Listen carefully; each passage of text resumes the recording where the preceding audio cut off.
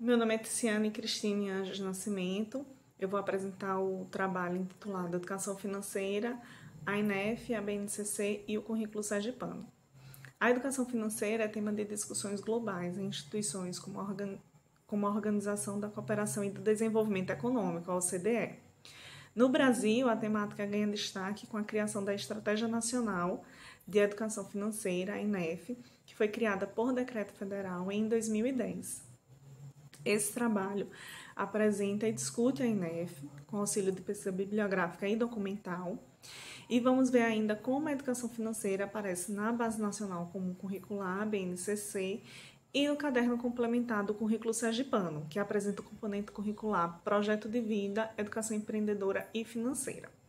Como base para a pesquisa, foram utilizados principalmente o website Vida e Dinheiro, a BNCC e o caderno complementar da Secretaria da Educação de Sergipe, a SEDUC. Nesse ano 2020, está em fase de implementação tanto a Base Nacional Comum Curricular como o Currículo Sergipano, que traz esse componente curricular que eu acabei de falar, Projeto de Vida, Educação Empreendedora e Financeira.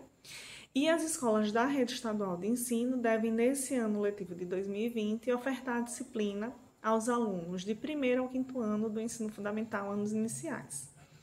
E falar de educação financeira no currículo é tratar das questões mais atuais, né? Questões de consumo, meio ambiente, ética, política.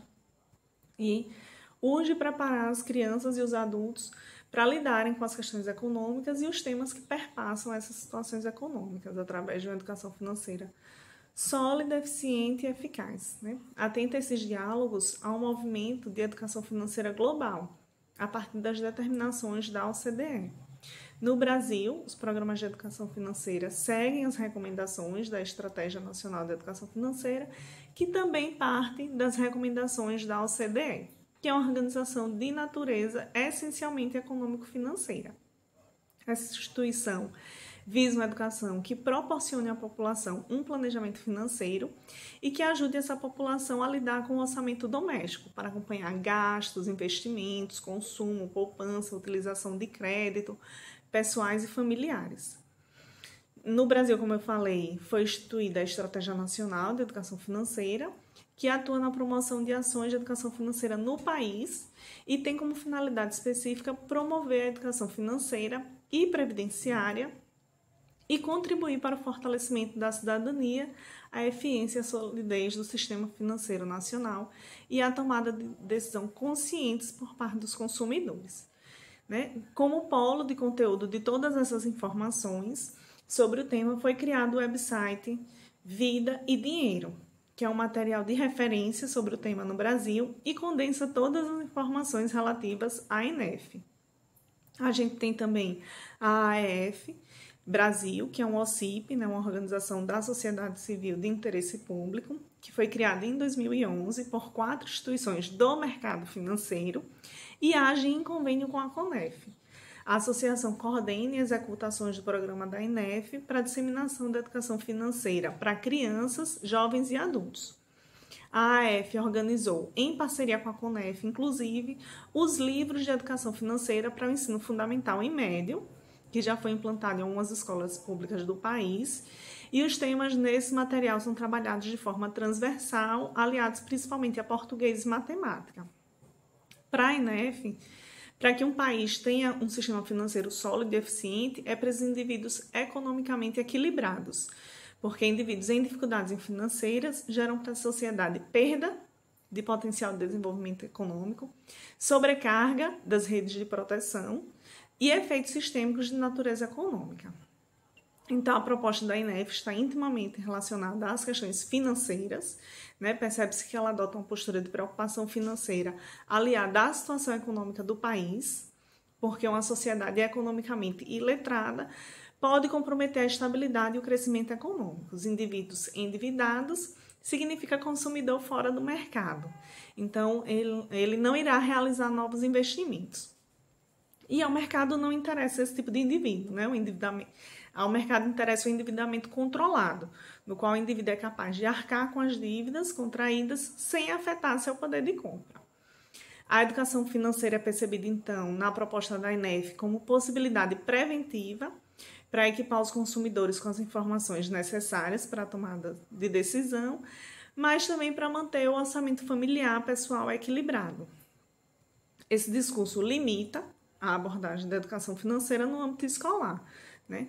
Que na escola ela deve ter uma visão ampliada, proporcionando conexões com temas relacionados a questões ambientais, de ética, questões sociais, como distribuição de renda, ou seja, temas que podem contribuir para a formação não só de indivíduos que tenham otimizados os comportamentos relacionados à poupança e consumo, mas também e principalmente para o desenvolvimento de competências e habilidades para uma vida em sociedade crítica e consciente, legitimando as tomadas de decisões de forma reflexiva.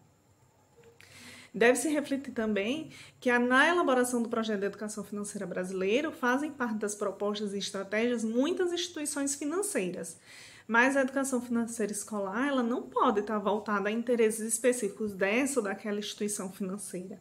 Ela deve estar imersa num processo mais amplo de formação, de debate, né, numa perspectiva de educação formadora e libertadora, que contemple elementos atitudinais e comportamentais e que proporcione ao aluno a perspectiva de reflexão nas decisões cotidianas. A BNCC, como política nacional, ela vai traçar essas bases curriculares para o desenvolvimento das habilidades, competências e conhecimentos essenciais aos alunos das etapas e modalidades da educação básica.